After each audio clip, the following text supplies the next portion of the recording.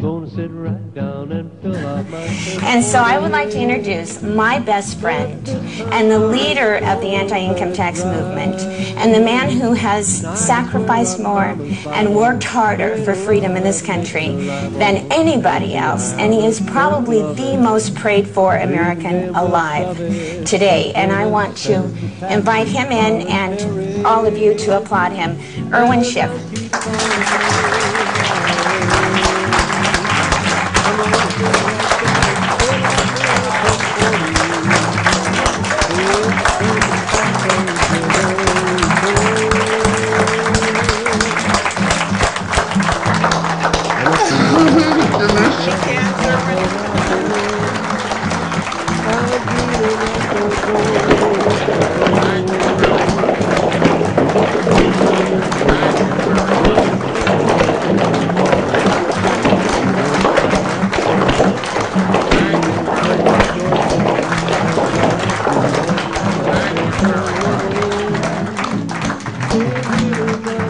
government's concerned.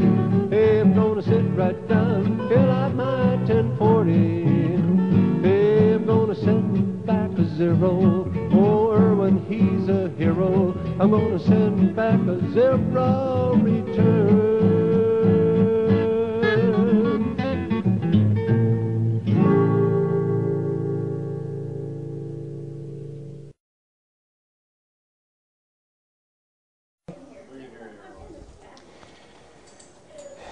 Whoever thought that we'd be meeting in Las Vegas 2 weeks after the greatest tragedy?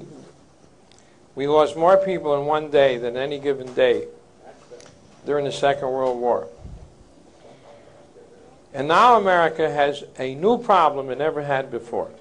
The possibility of substantial damage and destruction of segments of our civilian population.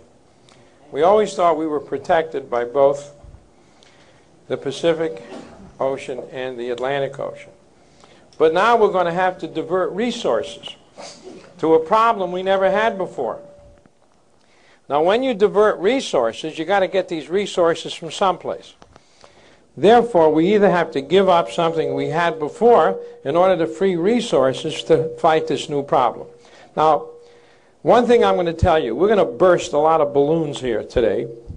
We're going to burst balloons. We're going to show you you don't have to pay income taxes. The government has been lying about the necessity to keep books and records. The government has driven people to suicide. And the government is responsible for this tragedy that just happened, because she so weakened the United States that this could happen. The government is offering no solutions. I'll tell you, the only solutions they're offering were already written in this book 15 years ago.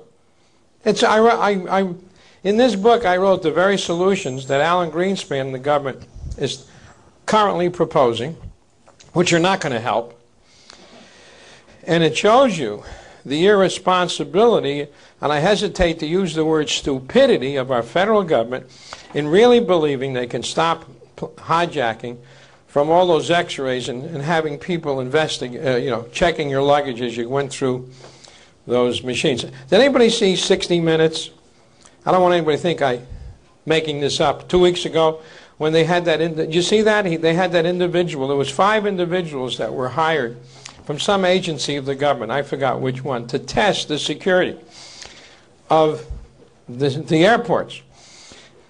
I don't know the exact figures they gave, but in about 500 attempts, they got through about 495 times. They said it was a sieve, it was a joke. They reported the fact to the agency of Congress, who, this man was a former Navy SEAL. He even said they got through the checkpoints. They had guns strapped to their backs. They had guns in back of their belt buckles. They even got bombs through. I'm not making this up. Will you verify that this is what he testified to? Or how many people saw that on 60 Minutes? And then the joke is, he said, when the FAA, listen to this, when the FAA wanted to test the security systems, they would tell the airlines the day that they were going to test them. You remember that?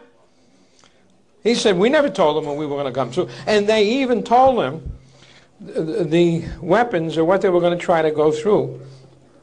He even said, and this sounds so ridiculous, like I would make it up, but I want the people out there to verify.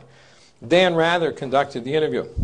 He said, when they try to get through a bomb, presumably a bomb, they had 3 sticks of dynamite with taped up with an alarm clock attached to it. I mean, that's the bomb. Is that what they said? Huh? I want people to verify. That's what he said. I didn't make that up. He said when they try to get a bomb, they use the, you know, more sophisticated. They wouldn't go through with that kind of a bomb.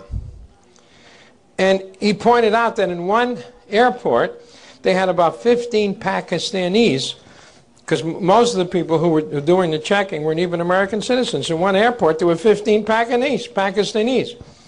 All they had to do, because they don't do a background check, all the hijackers had to do was get 3 or 4 of their cohorts, get jobs. They make sure they're all on the same machine. And with their cell phone, they could tell their... And they could go through. The fact of the matter is, when the hijackers wanted to hijack planes, they hijacked 4 within an hour without any trouble.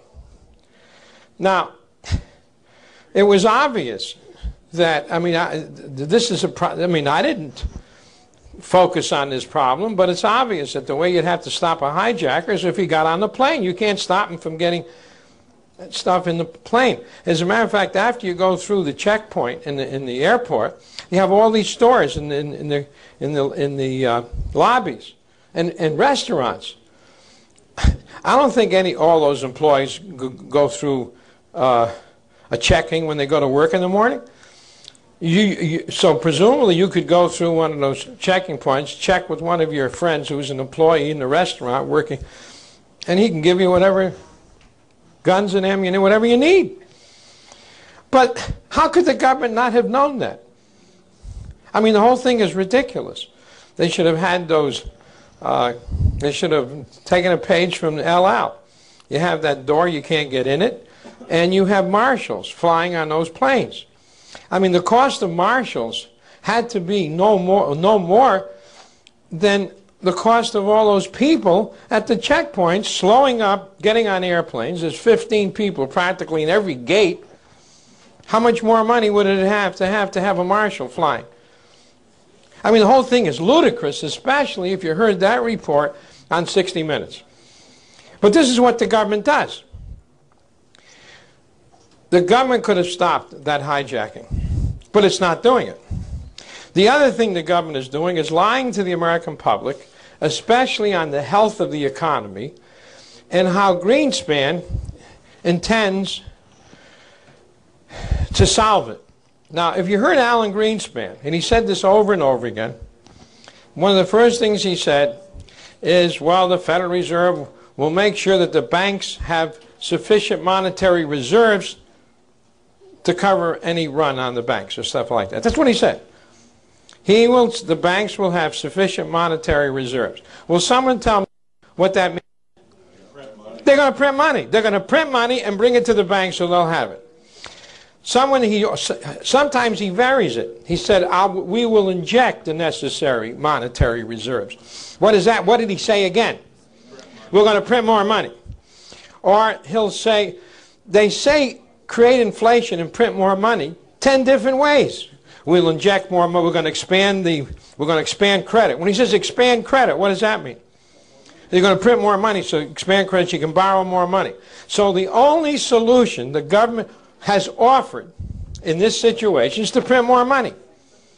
Now ask yourself, how can taking blank pieces of paper, running them through a press, and putting numbers on them, how can that solve any problem? What that does is create the illusion of what they're doing is pumping up the economy even more. Now, the American economy and the stock market